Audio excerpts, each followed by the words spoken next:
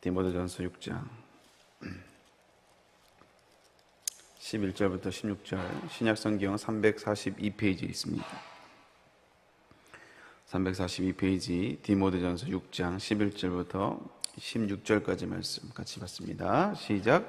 오직 너 하나님의 사람아, 이것들을 피하고 의와 경건과 믿음과 사랑과 인내와 온유를 따르며 믿음의 선한 싸움을 싸우라. 영생을 취하라. 이를 위하여 내가 부르심을 받았고 많은 증인 앞에서 선한 증언을 하였도다.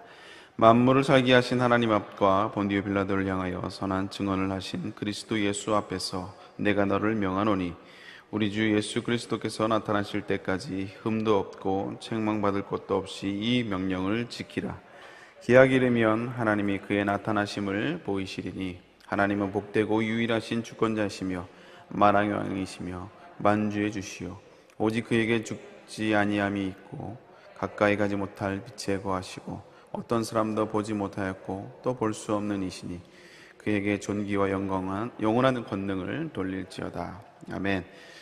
오늘 또 지난 시간에 이어서 사도 바울을 향한 디모데를 향한 사도 바울의 목회적 권면을 두 번째로 살펴보도록 하겠습니다.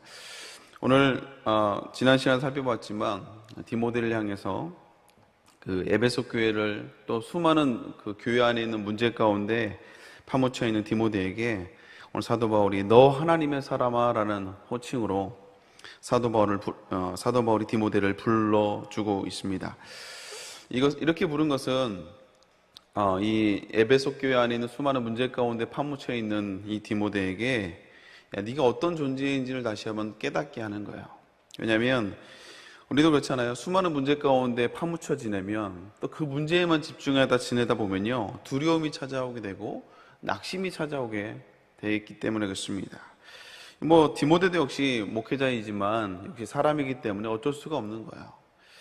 그래서 수많은 문제 가운데 있는 이 디모데에게 사도 바울이 그 문제만 둘러싸여 있지 말고 너가 어떤 존재인지 다시 한번 깨달으라고 다시 환기시켜주면서 너 하나님의 사람아 라는 제목으로, 이 호칭으로 불러주고 있다는 것이죠. 그러면서 디모데에게 자기 자신이 누구인지를 다시 한번 돌아보게 하고 있는 거예요. 그러면서 그 하나님의 사람으로서 지켜야 될 삶의 태도를 5가지를 언급하고 있습니다. 우리 지난 시간에 두 가지를 살펴보았잖아요. 잠깐만 이렇게 복습을 해보면 첫 번째가 피하라는 거였어요. 피해라. 그래서 이길 수 없는 유혹은 맞서 싸우는 것이 아니라 피하는 게 상책입니다. 괜히 유혹의 자리에 있다가 넘어지는 것보다 그 자리를 피하는 것이 지혜라는 거예요. 그래서 무엇을 피하라고 이야기하고 있습니까? 오늘 읽었던 11절 바로 앞에 보면 11절에 물질의 유혹을 피하라라고 얘기를 하고 있어요. 그래서 돈을 사랑함이 일만하게 뿌리가 된다라고 말을 하고 있습니다. 다시 말하자면 물질은 좋은 거예요. 물질 자체를 우리가 터부시하거나 이런 것이 아닙니다. 물질은 당연히 좋죠. 그러나 하나님보다 물질을 더 사랑해서는 안 된다라는 거예요. 그래서 물질은 하나님을 섬기는 도구일 뿐이지 하나의 통로일 뿐이지 그 자체가 우리의 목적이 되어서는 안 된다는 것입니다. 그래서 물질은 도구이고 통로이기 때문에 다스릴 줄 알아야 돼요.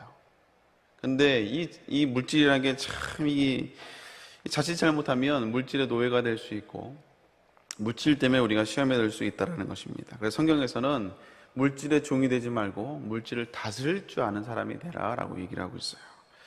사랑하는 성도 여러분도 역시 물질에 시험 드는 것이 아니라 물질을 다스릴 수 있는, 또 물질을 통해 하나님께 영광 돌릴 수 있는 사람이 될 수 있기를 주님으로 축복합니다.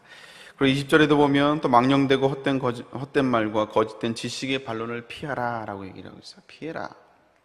다시 말하자면 이단과 논쟁하지 말라 이거예요. 왜냐하면 이단은 상식의 문제가 아니라 영적으로 미혹되어 있기 때문에 차라리 이단을 피하라 이거예요.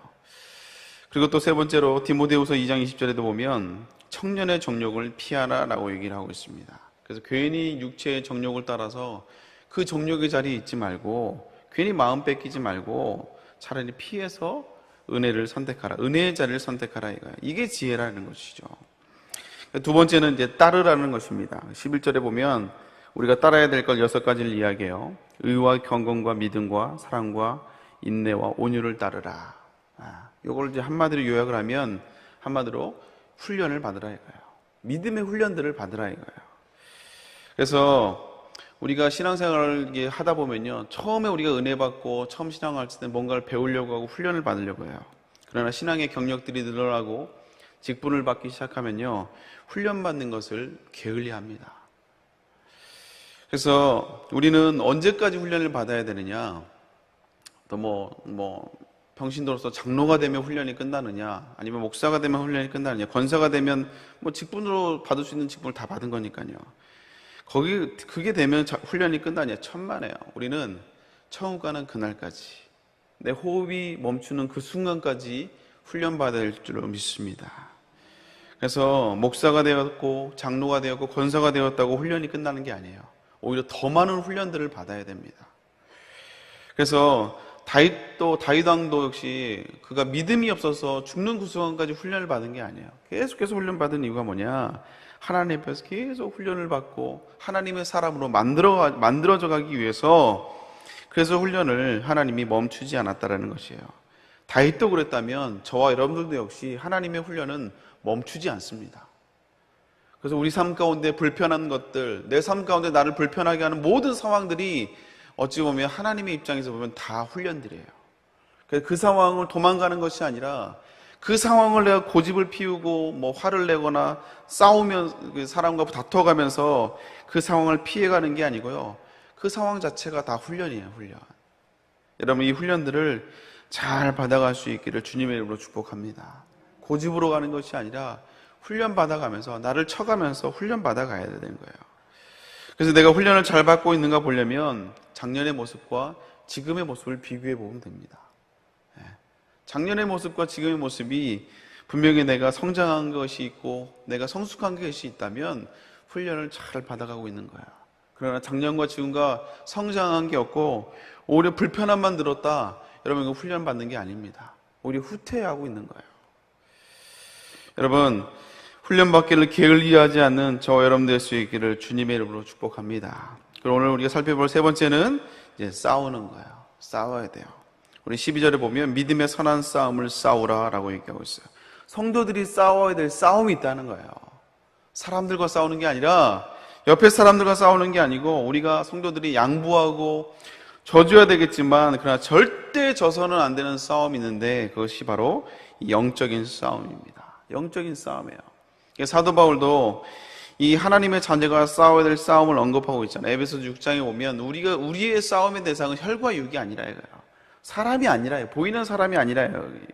그 뒤에 있는 통치자들과 권세들과 어둠의 세상 주관자들과 하늘에 있는 악한 영들과의 싸움이라고 얘기를 하고 있습니다. 그래서 우리가 싸워야 될 대상은 앞에 보이는 사람이 아니라는 거예요. 진짜 싸워야 될 대상은 세상과 싸워야 되고 보이지 않는 영적인 세계와 싸워야 된다는 것입니다. 그래서 사단이 이 보이지 않는 영적인 전쟁을 통해서 작게는 성도들의 신앙을 흔들고요, 그리고 크게는 교회의 영광성을 무너뜨리는 이 영적인 싸움들이 있다라는 것이죠. 지난 주일날에도 담임 목사님이 주일 설교를 통해서 파도를 향해서 꾸짖으시는 그 예수님, 그 자연현상이잖아요. 근데 그 파도를 향해서 꾸짖을 때 에피티마이오, 귀신을 쫓을 때 썼던 그 단어를 동일하게 쓰십니다. 자연현상이지만 그 현상 뒤에 있는 영적인 세계를 보는 거예요. 예수님의 사역을 방해하는 이 사단의 이 계략이 있다는 걸 보고 그 자체를 꾸짖는 것을 보게 됩니다. 그래서 목사님이 뭐라 하시냐면, 코로나 상황이 이 자체가 사단은 아니지만 과학적으로 보면 그냥 바이러스 아닙니까? 그러나 이 코로나를 통하여서 그 뒤에 성도들의 믿음을 흔들고 그리고 교회의 영광성을 흔드는 이런 사탄들의 도전이 있다 이거예요. 이걸 보고 그걸 놓고 대적하며 싸워야 된다는 것이죠. 코로나니까 우리가 예비할 수 없어서 답답하고, 당연히 우리가 영적으로 침체가 될 수밖에 없죠. 우리가 예전에 했던 교제도 안 되고 전도도 할 수도 없고 우리가 제한되는 게 너무 많잖아요. 그래서 이 상황이 이러니까 우리가 힘들지가 아니라, 우리가 정신을 차려 영적인 눈을 뜨고 보면 코로나를 통하여서 성도들을 무너뜨리고 또 교회의 영광성을 무너뜨리는 이 사단의 계략이 있다라는 거예요. 그래서 이걸 놓고 우리가 함께 영적인 싸움들을 싸워야 가야 된다는 것입니다. 이런 사단의 전략은 정말 정교하고 교묘해요. 절대 눈치채지 못하게 다가옵니다. 그래서 개인 성도들의 삶 가운데도 정말 눈치채지 못하게 다가오고요. 그래서 교묘한 전략으로 성도들끼리 별것도 아닌 것 같고 말 한마디로 다투게 만들고요. 교회 안에서 기관들끼리 갈등하게 만들고 이게 분쟁하게 만든다는 것이죠. 그리고 교묘한 방법으로 성도들을 시험에 들게 합니다. 가끔씩 이 성도들에게 신방을 해보면 야, 나라도 시험 들겠다. 뭐 이런 상황들이 있어요. 야, 집사님 진짜 시험 들만 하네요. 시험 드세요. 야, 진짜 나 같아도 시험 들겠습니다. 라고 할 그런 상황들이 있어요. 정말. 그런데 그럼에도 불구하고 우리가 아무리 인간적으로 이해가 되는 상황이 있다 할지라도요, 그건 하나님이 원하는 건 아니에요. 아무리 이해가 되는 상황이 있다 할지라도요, 절대 하나님이 원하는 상황이 아닙니다. 결국 누구만 좋아하느냐? 사단이 뒤에서 쾌재를 부르고 있는 거예요. 아무리 이해가 되는 상황이라 할지라도, 나 같아도 시험 들겠다 할지라도 결국 하나님이 원하는 상황은 아니라는 거예요. 그래서 이런 교묘한 방법으로 찾아오는 이 사단에게 우리가 싸워야 되는데 어떻게 싸울 것인가? 베드로전서 5장에 보면 사탄이 우는 사자와 같이 두루 삼킬 자를 찾고 있기 때문에 근신하여 깨어서 기도하라고 얘기를 하고 있습니다. 그래서 우리는 기도하는 거예요. 그래서 에베소서 6장에 보면 또 사도 바울은 우리가 싸울 수 있는 무기를 얘기하고 있죠. 그게 뭐냐면 전신갑주를 입으라고 얘기하고 있습니다. 전신갑주. 그래서 진리로 허리에 띠를 띠고 의의 호심경을 붙이고 복음의 신발을 신고 그리고 구원의 투구를 쓰고 그리고 하나님의 검, 말씀을 붙들라 이거예요. 말씀으로 싸우라 이거죠. 여러분 오늘도 또 이 새벽 기도를 통해서 또 오늘 금요철야 예배를 통해서 이런 말씀의 검으로 영적인 싸움을 싸울 수 있기를 주님의 이름으로 축복합니다. 그리고 네 번째는 취하라라고 얘기를 하고 있어요. 디모데전서 6장 12절에 보면 영생을 후반부에 보면 영생을 취하라. 영생을 취하라 이거예요. 다시 말해 영생을 굳게 붙잡으라 이거예요. 이 말은 영원한 우리가 돌아가야 될 영원한 본향인 천국에 대한 소망을 놓치지 말으라 이거예요. 우리가 이 땅에 살다 보면요, 이 땅에 살아가는 것이 최종 목적인 마냥 살아갈 때가 있습니다. 그래서 이 땅에서 우리가 많은 것을 얻으려고 그렇게 몸부림치고 최선을 다해 노력하지만 영원한 천국에 대한 소망을 잃어버릴 때가 있다라는 거예요. 그래서 저분이 진짜 천국에 대한 소망이 있는가?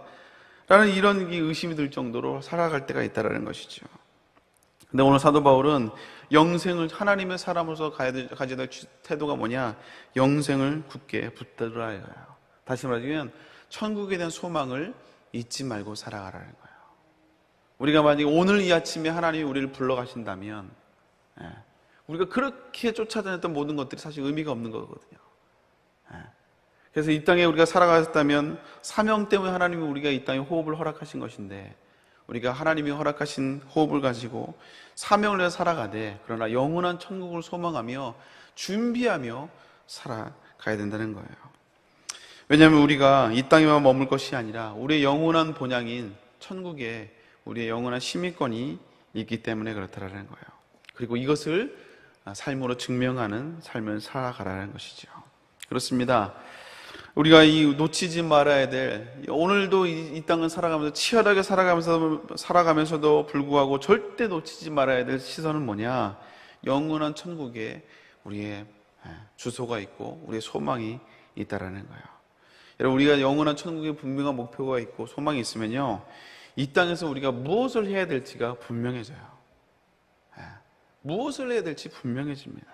그래서 준비하며 살아가는 거예요. 그래서 이 땅을 살아갈 때도 우리가 잘 살아가야 되겠지만 최선을 다해 살아가겠지만 그냥 우리가 돌아가야 될 영원한 본향에 대한 시선을 절대 놓쳐서는 안 돼요. 그래서 오늘 사도 바울이 영생을 취하라는 말은 영원한 천국의 삶을 준비하며 살아가라는 거예요. 여러분 이 땅에서도 최선을 다해 오늘도 여러분 최선을 다해 살아가야 되겠지만 그러나 이 땅에만 목표가 있는 것이 아니라 영원한 천국을 소망하며 우리가 다시 한번 돌아갈 영원한 본향을 소망하며 살아갈 수 있는 또 이것을 증거하며 살아갈 수 있는 증인의 삶을 살아갈 수 있는 저 여러분 될 수 있기를 주님으로 축복합니다. 마지막 다섯 번째는 지키는 거예요. 우리 14절 말씀 한번 다 같이 한번 읽어볼까요? 14절입니다. 시작.